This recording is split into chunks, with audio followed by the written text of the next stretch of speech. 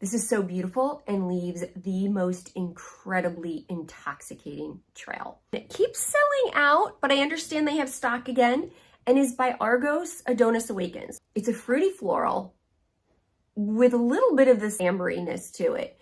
It has this like vanilla raspberry rose thing going on there, along with like creamy sandalwood woodiness. Man, this got good macerating. Holy cow.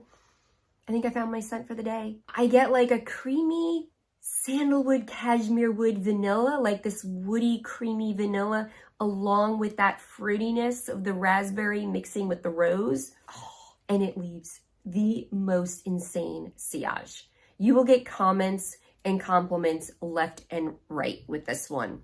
It's insane. Seriously, insane. If you want coy, you want to be coy, but you want a lot of attention, that's this one. And you're just, your fragrance is floating all around, and everybody is like, where's that coming from?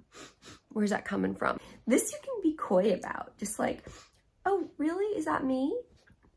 Is that me? Man, everything smells so good in here. I love this one, Adonis Awakens, and he does have more in stock now. This is so good. Yeah, we're gonna leave this out because you're gonna be my scent today.